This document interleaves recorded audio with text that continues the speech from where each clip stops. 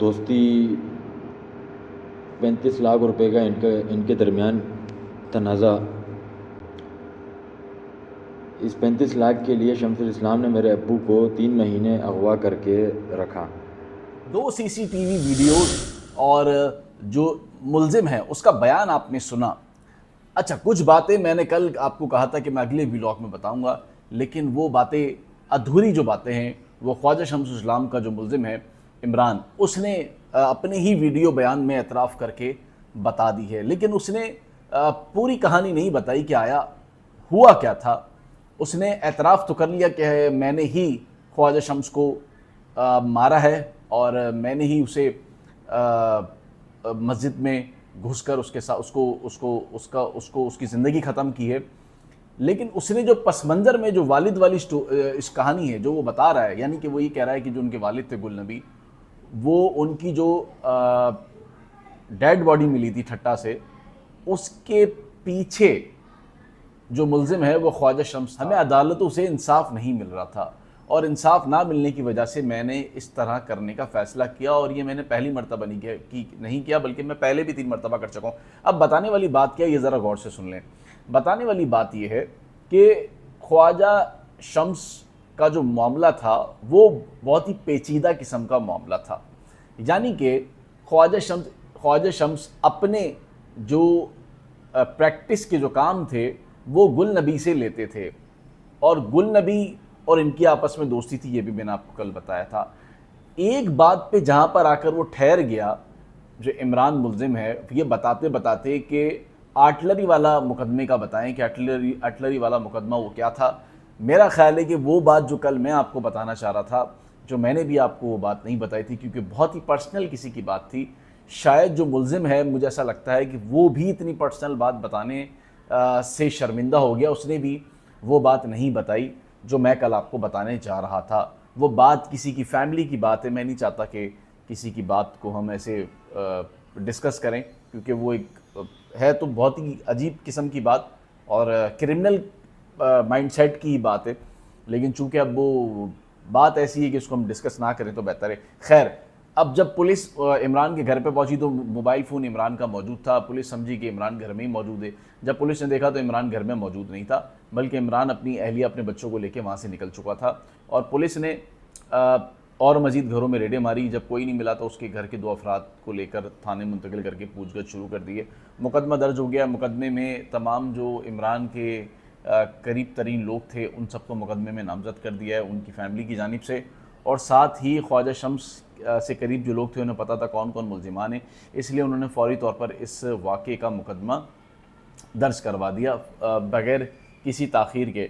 मुल्ज़िम कहाँ मौजूद है, कहाँ है, कहाँ नहीं है, इस बारे में कोई पुलिस को मालूमात नहीं है।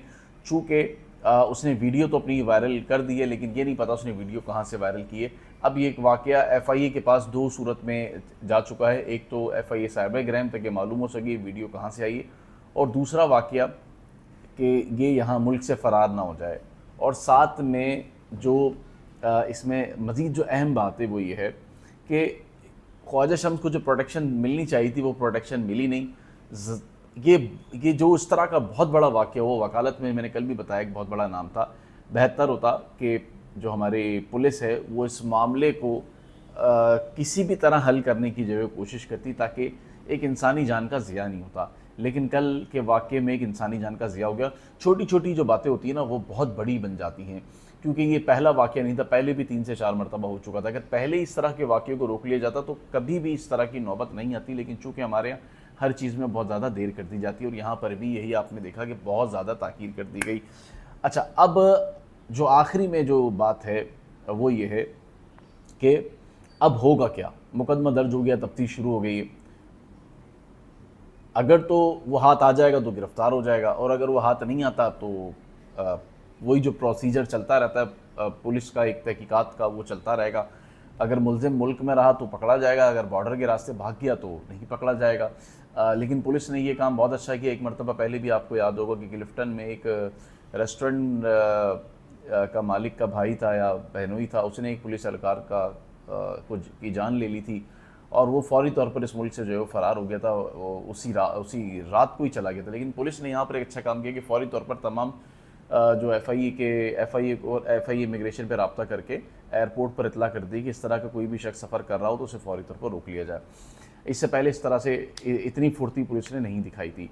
अब तफ्तीश तो चल रही है जिस तरह मैंने आपको बताया, और इससे कनेक्टेड जो लोग हैं उसकी भी तलाश शुरू कर दी गई है कि वेपन कहाँ से आया और कहाँ से गया, कहाँ से नहीं गया। कुछ वीडियोस बहुत ज़्यादा क्लियर हैं, HD, वो मैं आपको पहले ही दिखा चुका हूँ। अब इसके अंदर पुराने मुर्दे उखाड़ने का या पुरानी चीज़ों में जाने का कोई फ़ायदा नहीं है।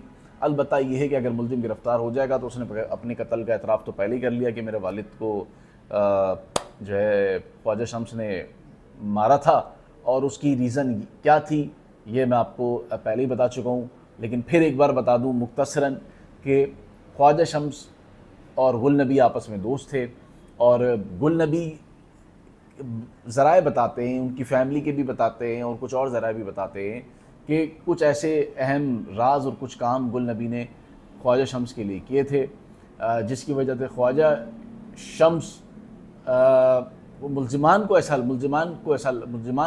की जानिब से कहा जाता है कि मेरे वालिद ने जो उनके लिए बहुत बड़ा कदम उठाया था उसके बदले में मेरे वालिद को ही ख्वाजा शम्स ने रास्ते से हटा दिया ताकि उन पर कोई उंगली ना उठाए, उन पर कोई बात ना है, और उनकी लाश जो है वो ठट्टा में फेंकवा दी थी। इस बात को लेकर वो आज तक जो है वो आपस में दोनों फैमिलीज़ के दरमियान जो है वो झगड़े चलते रहे, और नौबत ये आई कि वो अपनी जान से चलेगा। अब देखते हैं कि मुल्ज़िम जो है वो कब गिरफ़्तार होता है।